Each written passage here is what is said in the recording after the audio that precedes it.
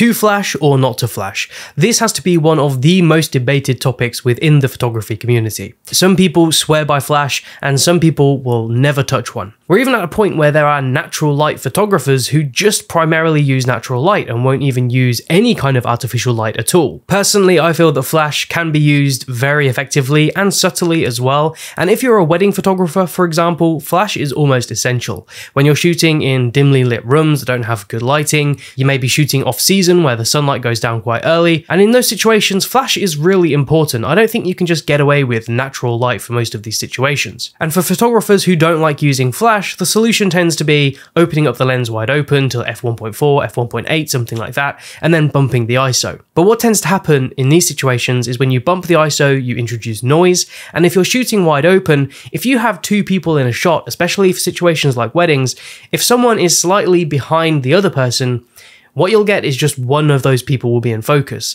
The other one will be soft focus, and that's because they're slightly behind them and the shallow depth of field just won't work in that situation. So what option do you have?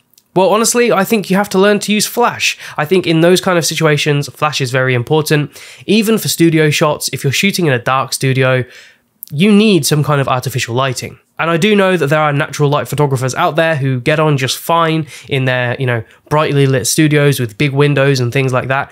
But some people just don't have that luxury. So in this video, I want to go through some beginner mistakes that I've made and that I see other people making and how you can get the most out of your flash. So the first mistake that a lot of people make is they position their flash directly towards the subject and usually just straight at them, not even at an angle at all. And what this can do is it gives really dark shadows underneath the chin, it gives dark shadows underneath the nose and even in the eye sockets. But you also get that deer in headlights look, because a lot of people don't expect a flash to go off straight in their faces. So what's the solution to that? Well, what I tend to do is I just position my flash at about 45 degrees.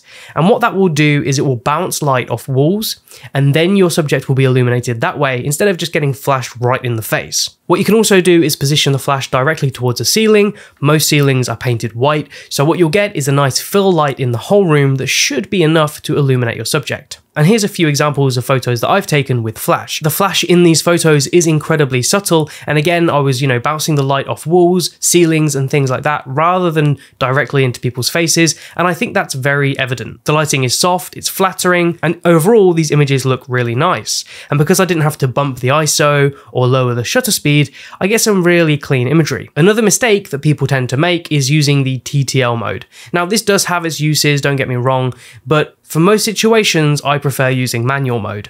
For those of you who don't know what TTL is, it's basically the auto mode on the flash, similar to how you have auto mode on the camera. But from my experience, my images either come out underexposed or overexposed if I use TTL. Usually underexposed, because even though it's sort of estimating the distance of the subject and the lighting in the environment, it never seems to do a very good job. This could just be because I'm using a cheaper flash. Maybe if I had a more expensive one, it would have better TTL modes. But I like using manual mode anyway, and I've never had an issue with manual mode sort of overexposing the image, underexposing it, because if you're in an environment where the lighting doesn't really change, all you have to do is set the flash intensity on the flash itself, take a few test shots. If it's too bright, lower the intensity. If it's not bright enough, increase it, and then you've pretty much got the setting that you need. So a lot of these photos that you're seeing now have all been taken with flash, and I know that you can tell a flash has been used here, but none of them are overexposed or underexposed, and if anything, they look very dynamic. I love the way that the flash has sort of separated the subjects from the background, and in my opinion, this is a great way to use flash. And the last mistake I think a lot of people make is they rely too much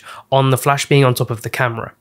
So if you can, get some kind of wireless transmitter kit, because if you can position the flash off camera and replicate the light source, you can get some really amazing imagery. So here are some more photos that I've taken with this flash. For these photos, the flash was mounted on a light stand and I used a shoot-through umbrella. Now these shoot-through umbrellas are incredibly cheap. You can get them for about £15. I feel like these photos are some of the best wedding photos I've ever taken. But being able to position the flash off camera means that you can play around with the lighting a bit more. If you're shooting in daylight and you've got really harsh sunlight, you can position the flash on the opposite side of that to cancel out some of the shadows. Here's a group shot that I took that evening as well, and if we zoom in, you can see just how sharp this is. Now there is no way I'd have been able to get this photo with just a wide open lens and a bumped up ISO.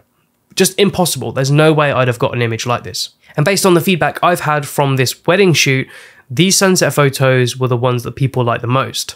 And I think it's because you've got that amazing backdrop of the sunset in the background there, the light coming through the clouds, but the subject is still properly illuminated. And this is just something you cannot do if you shoot f1.8, f1.4 and bump up the ISO. You just won't get results like this. So as you can see, Flash definitely has its uses. It can be used subtly without causing really harsh shadows, and you can use it in darker environments to really bring out the subjects. And if you haven't already, definitely try putting a flash on a light stand wirelessly and using it as a separate light source instead of just shooting it directly from your camera, because you can get some really great effects. So are you going to try using a flash? Let me know down in the comments. Hopefully this video has given you some motivation to try out your flash in different ways. If you've enjoyed this video, be sure to leave a like. It really helps out my channel. If you want to see more from me, subscribe, hit that alert button as well, and you'll be notified when I upload another video. And hopefully I'll see you in the next one.